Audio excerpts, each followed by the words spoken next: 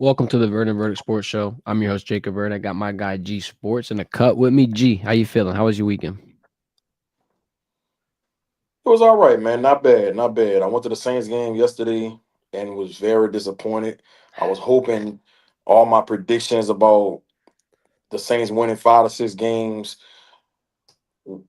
I was hoping that it was going to change my mind being there in the dome, and I feel the same way I did before the season started. Come on, Juwan Johnson. So close. So close. Yeah, so far. Yeah, I'll give it to them, though. They had a competitive game. Competitive game, G. We got something to be excited about. The Packers, man. Hey, they got me sweating. If Thursday JD5 don't murk us, I'm going to be like, holy shit.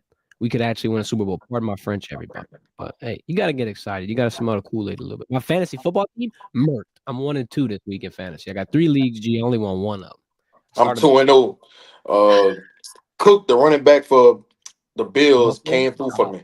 He He had came through 21. for me. I was down 17 points. He ended up getting 20 points, Damn. so I ended up winning. I ended up winning, man. I was kind of concerned because he only had like 6 points at half, Yeah, bro, he and had then like he kind 19 of, yards or some shit. It was bad. did his thing in the second half to prevail me, so I can get the win. Last night, that Sunday night football game, dog, it don't matter who you bet on for a touchdown. Lamar Jackson, Zay Flowers, Derrick Henry, Josh Allen, James Cook, Keon Coleman got in there. Shit, everybody scoring. That was a all-time classic. I think they had, 80 total points? Good Lord. Vegas got murked on that one. Let's talk about LSU. Let's talk about Brian Kelly. Keep the main thing the main thing. Trades Green, G. We got an update on him today. He's hurt for a few weeks. BK's not going to rule him out officially yet. Writing's on the wall for it, though, if I do say so myself. It's only an MCL sprain, so he'll come back. At most, it'll be a few weeks. Thank God for that. I'm very fortunate because Trades Green's a big piece. We were talking about the red zone struggles, right, G? That only gets worse if Trades Green is out of there with how big of a focal point he is in that offense, with how much things you can do with him. I mean, I don't need to say his height. Everybody can say it at the same time. You've heard it over and over and over for the past few weeks.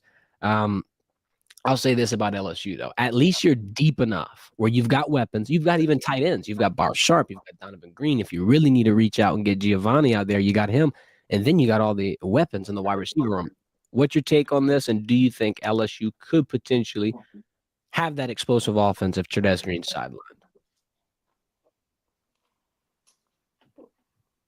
It's definitely going to put LSU's offense in a different category when you talk about how explosive they could be, because Trey Green is such a mismatch, bro. Like 6'7", we talk about it all the time. His movements, the way he could drop his weight.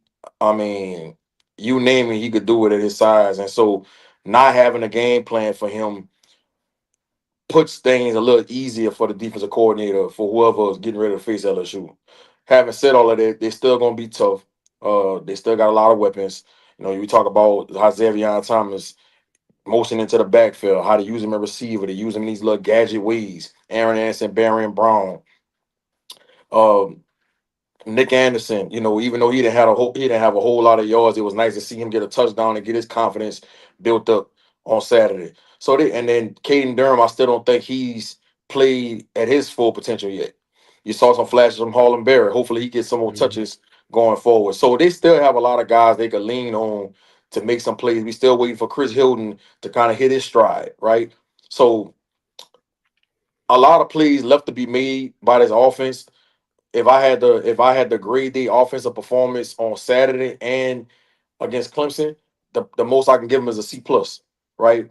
And you know they're only going to get better. We hope that they can get better, right? But I think Trey Green being out for a couple weeks, I think they can manage, but they need to get him back as fast as they can. 100%. Yeah, that's a big, big, big piece of this entire offense. Not even just if he's catching the ball, G, the amount of tension that he's going to attract, the amount of bodies that are going to have to go over him to be able to even have a chance at stopping him. It's going to be a big narrative going into it. People have been pissed, though, dog, with the run game, with the play call, and everybody's putting their coaching caps on and criticizing. Like you were saying, though, with Harlem Berry, I need more of Harlem Berry, dog. He looks so good. He looks explosive. If we're doing this ride the hot hand, we think he can creep up and in a few weeks probably wind up being your second best back in this entire run. I mean, I've liked what I've seen from him. Let's talk about that offensive line real quick, though. Braylon Moore, ankle sprain. BK says it's not a high ankle sprain. He's not got to worry about no tightrope surgery. He's questionable for Saturday. They're going to put him on a day-to-day status as of right now. After he went out, though, O-line looked rough, dog. They gave up 3 sacks to LA Tech. Chester did come in at center, and I'll give him props because he wasn't expected more than likely to get in the game, especially at that point. He's been ready, so to speak, on the side, waiting for his name to be called. His name was called, and it wasn't the best performance, but it also wasn't the worst. Like, you're not in a situation where you're without. You have a guy who started last season an entire year, I think 13 games as center, so it could be worse. I'll say that. How do you, in this instance, balance keeping the continuity offensive line while also trying to have the best group out there? Because I think it's coming to that point where you might see a Cohen Eccles get pushed out if Braylon Moore's out. You might see Carius Kern come slide back in. Maybe Josh Thompson moves around. Do you think they do an O-line shuffle if Braylon Moore can't answer the bell? Yeah, they for sure gonna make some changes. Not having Braylon Moore on Saturday against Florida against a good front will hurt LSU. I Mhm. know DJ Chester started last year at center, but Braylon Moore has played in college for 5 years. He is a gritty veteran that has seen it all. I don't give a damn if he was in the ACC. He understands it's nothing he's going to see on Saturday that he's never seen before. And what we always say, bro, I sound like a broken record. Experience is the best teacher. The And having best. him out there against an SEC opponent like Florida just makes things so much easier, not only for the offensive line, but for Nussmeier. So I do believe in DJ Chester. I do think he can get the job done and not hurt the offensive line. But if they Braylon Moore can go, bro, they need him in that lineup. How do you balance that? Like, how do you know when Braylon Moore is ready? Because naturally the player is going to say, put me in, coach, put me in. But how do you His, not make it worse? I think it's gonna go off for his pain tolerance and can he plant? Pain tolerance and can he plant? If he could plant and it doesn't hurt his mobility, I think you see him play. Look, he's not gonna be 100%, but guess Right. what? A 75%, Braylon Moore is better than, and there's no disrespect to DJ Chester. I think that's better than having DJ Chester at center, just from the mental aspect of the game. Mhm. No, I agree. I think that Braylon Moore is undoubtedly one of the biggest additions this offseason on both sides of the ball with what you've seen during Clemson and unfortunately what you saw in the lack of him against LA Tech. You got the win, 23-7. Not the prettiest game. You almost had a shutout. I'll give you some credit there. Shout out to Barry and Brown. Had a great game in the absence of Chris Hilton and Destin Hill, too, because those three receivers, I'm not saying they're exactly the same, but their size, their kind of their makeup, they bring the same skills and characteristics to the table. Barry Brown, only one who's really been progressing this year. What do you think is the reason for that? Is there just too many people in the room? I know Destin Hill's obviously got the injury, so we'll take him out of this equation. But Chris Hilton, that's been a talking point a lot too as well. Where's Chris Hilton been? I think a little bit of Chris Hilton's lack of involvement in the offense is probably the way they're scheming him, the way they're trying to utilize him. I think a lot of the times that Chris Hilton is being used is for him to blow the top off the defense and for him to stretch, down the field. And I think that when he comes into the game, defensive coordinators are on alert. These guys are going to make sure they keep a safety up top, to not let him get behind them. And when you are one dimensional like that, and I'm not saying Chris Hilton is one dimensional, I'm saying the play calls and how they trying to use him makes it seem like that's all he can do.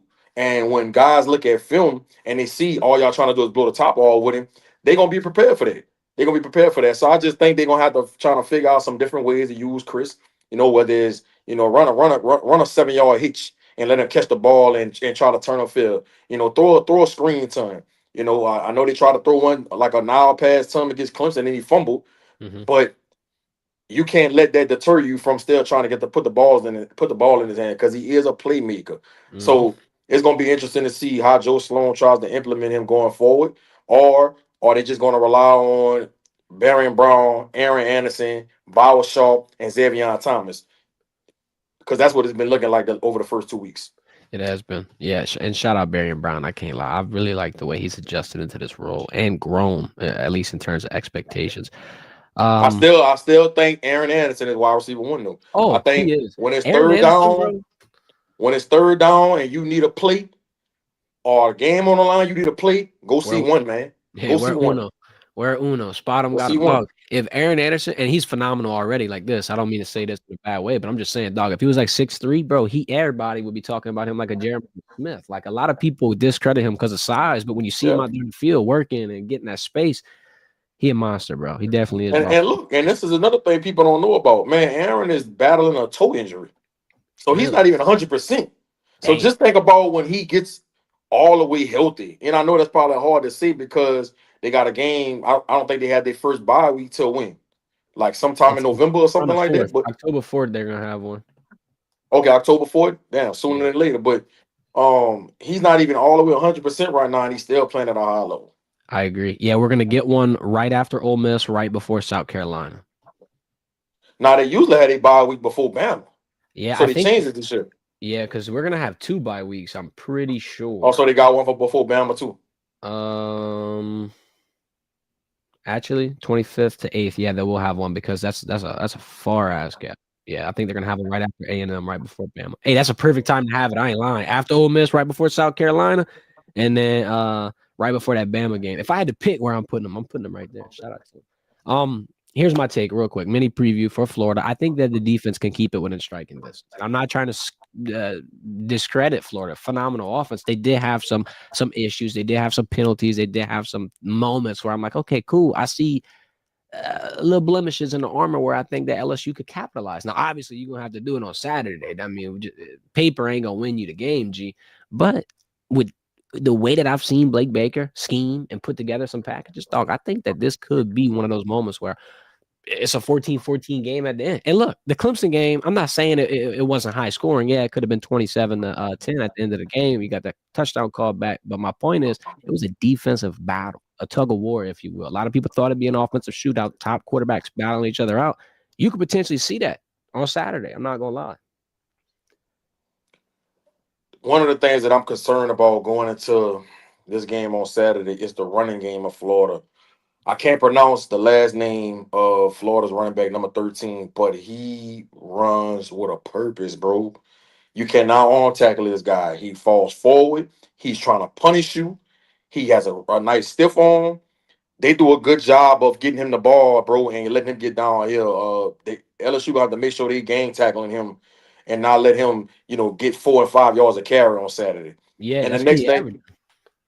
right, he could tote that pill. And then look, DJ Lagway, he is, in my opinion, one of the most talented quarterbacks in the country. He's still learning. He's still trying to figure it out, right? But when you talk about ability, attribute, skill set, bro, he got it. So they cannot take this guy lightly on Saturday. But I do think Blake is going to do a good job disguising his coverages and disguising blitzes and going to try to confuse him a little bit, move them safeties around. And I think that's what you got to do him on the road, bro, to kind of make him have to think, well, he can't just use his skills. And Mhm. if they do that, I think they could possibly get a turnover or two again, with Lagway on Saturday, bro. And do not sleep on their receiving core. They have about 4 or 5 receivers that could go, led by Eugene Wilson.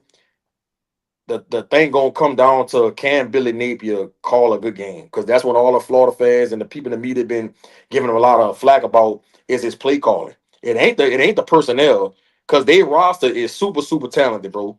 They got a good offensive line, they got some good running backs, they got a talented quarterback, they got a really talented receiving core. Like, I'm gonna go on record and say Florida's receiving core is just as good as LSU's receiving core. I'm just being honest with you. And if Billy can call a good game, bro, and get them the receivers the ball, it could be a long day for LSU's defense. But I think Blake gonna be ready for the call. Billy Napier's calling the plays this year, right? Was he calling them Yeah, last year, or is it the he first been season? he been Okay. calling plays since UL, bro.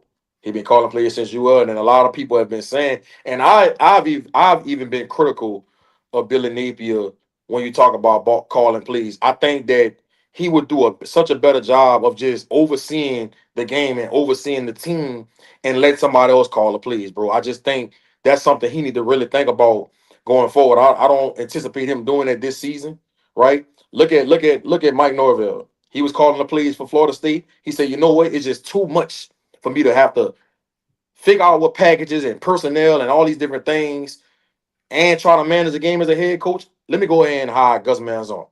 That was a home run hire, bro. And I What? think Yeah. Florida State has benefited from that. I think that's something Billy Napier might have to think about if they don't see this offense continue to grow as the season go on. Yeah, I agree. Shout out Gus. Holy shit, 77 points this past week. And Florida gonna play Florida State too. It's gonna be an interesting matchup. I was looking. We'll talk about the odds in a little bit, but I was looking at the schedule, bro. Because before when we were at SEC Media Days, we were talking about the rough draw that Florida grabbed, dude. But if you look at their three non-conference, USF, Miami, Florida State, you already dropped USF, dog. There is a real possibility that they drop these non-conference games because that's tough as opponents. Florida State was slept on before the season. They come in here, they're 2-0. They beat Bama. They dropped 77 points on East Texas A&M. Castellanos looks like a dog. Gus is calling perfect game after perfect game. It'll be interesting to watch. I ain't gonna lie. Billy Napier, unfortunately, he's getting some scrutiny. Like you said, there's the hot seat comments. Brian Kelly reacted to it today. I liked what he said, G. I'm gonna get you to respond to it, but let's let BK have the moment for a second. His team, he knows what their strengths and weaknesses are. Hold up. There you go, BK. Had to get that situation. You can see it on film. He's building a culture that is fit to his eye in terms of what he wants to do. He's doing it his way. And that's awesome. I think that, look, I came in here, right, and Ed was here. And he won a national championship, right? But he did it his way, right? It was his way, and that's fine. I mean, there's nothing wrong with that. That's the way they wanted to make a change. I do it my way. It takes time to put in your philosophy and the way you like to do things. I do them a lot different than Ed does. But he still won, right? They asked for a change. I came. It takes time to make that change. And it's the same thing with Billy. Billy's come in after 2 or 3 other head coaches that changed the way the other coaches did it. And now he's starting to stabilize that program. So people talk about whatever they want. It's crazy. It takes you what it takes. And he'll get that thing where he wants it. I think he's got it right now. They beat us last year. He knows his. And I like what Brian Kelly's saying in this instance because not a lot of people, everybody wants instantaneous results. G, what's your thoughts on this? I couldn't agree with BK any more than all of the different things that he just said in this press conference, bro.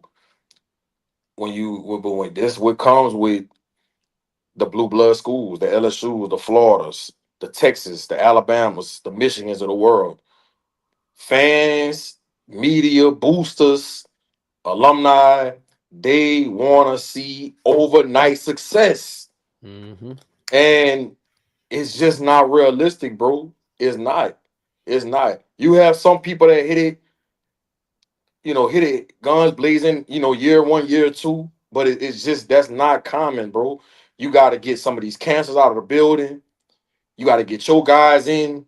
You got to get them to understand how your process goes. You got to understand your culture, how you do things. Like it's so much that going to play that come into play on a day-to-day operations with running a program, and that's what people don't look at. They just think because you got a 4-star, 5-star quarterback or two 5-star receivers that you're just supposed to go out there and win every Saturday.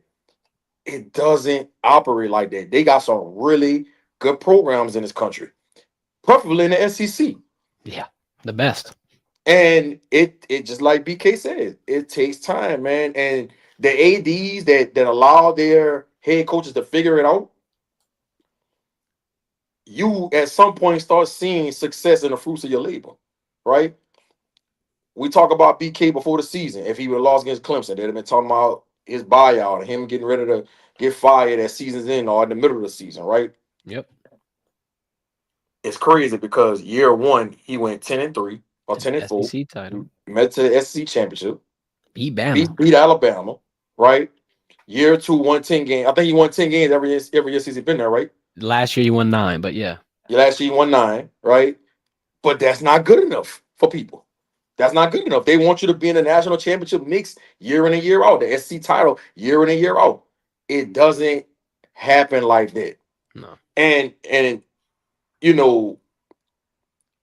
I think BK took that personal because the same thing they're saying about Billy Napier is the same things they've been saying about him all summer.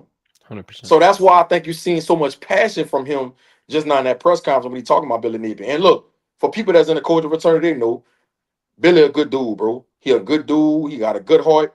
and he gonna do it his way. And so, I hope Strickland, the AD at Florida, allows this process to play out.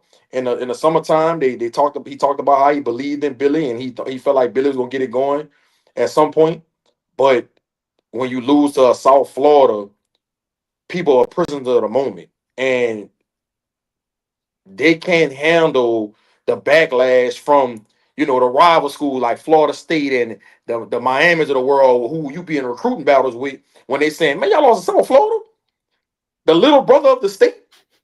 They can't handle that. They can't handle it. They can't handle it. And look, and I'm not trying to make an excuse for Billy and the Florida Gators, but South Florida a good team, bro. Hell yeah. They're a good team. They're a good team, right? They still should have won on Saturday, but it's not. They didn't lose to a slapdick. No, they didn't. And then I'm gonna double down and say why South Florida's such a good team. Yeah, obviously they beat 25. Now they beat 13. They're number 18. G Saturday they play Miami, and I'm gonna say some crazy shit.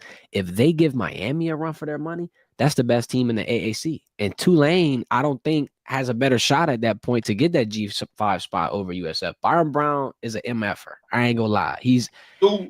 Byron Brown. South Florida is South Florida on Tulane's schedule? I know they're in the same conference, but let me see. I feel like they should. Tulane look good, bro. Tulane does look good. The thing that makes me wonder, and I could be giving too much scrutiny, they gave up 31 to South Alabama. I think USF's defense is what was 33-31, huh? Tulane? Yep, 33-31. Nah, they don't play. They're not gonna play this year, bro. But they're playing the conference championship, right? Potentially, bro. Tulane on Saturday, they are playing Darien Mensah in Duke at home. Then on the next Saturday, on the 20th, they go on the road to Ole Miss. Last year, the game against Ole Miss was close. It was, and they about to get tested. I ain't gonna lie. Summerall do a good job, bro. Shout out to him. I know I sound crazy saying this, but man, I hope if he gets a job, it don't wind up opening the floodgate to Tulane. That's all I want to say. Saturday, we tried to predict the odds, G. LSU, 10-point spread. Totals at 50. Florida is plus 270 on the money line, almost 3 times your money. Here's my take. We'll get to it on Wednesday. If LSU's a 10-point favorite, what you should do, if you are a gambling person, go into your app, go to the alternate spread. Take Florida at like plus 17, plus 20. I don't see Florida getting dog walk by 2 to 3 possessions. Plus 10's crazy. Bet that shit down. I ain't gonna lie. 10-point spread is a lot after what I've seen. I know Florida got whacked. I know everybody's like, oh, well, they're not efficient, this, that, the third. Bro, it's different. And then another thing, I think when you get kicked in your ass a little bit, that next week, you looking to make an example. You pissed off. You angry. You trying to go out there and put some stuff out there on tape. And they're unranked, too. Let's talk about this AP poll before we hop out of here real quick. Florida fell completely out of the mix. South Florida right there at 18. Here's my biggest winners, my biggest losers. Obviously, biggest winner, number 1, South Florida. Come on now. Hold up. 2. Florida not in the top 25? Nah, brother, they dropped out. They went from 13 to out of there. That's ridiculous. And I want to ask ridiculous. I want your opinion on that. Do you think that's bullshit? That's bullshit, dog. Like 25? So hold up. So look at Notre Dame at 8 at 0-1. So Florida State beats Alabama. Yep. Goes to 14. And Bama fell to what? Bama fell. They were all right. So they're at 19 right now. They were at 21.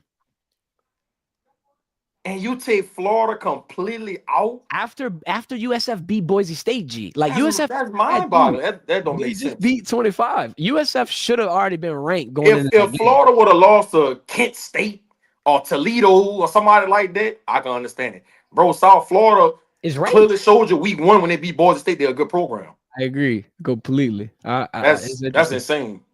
My other biggest winners, Oklahoma. Sorry, G, but they proved myself. Look, they building. Venables got something brewing. I don't know. Florida State, 77 points. You got to be a winner after that. Like you were saying, Gus Malzahn, masterpiece.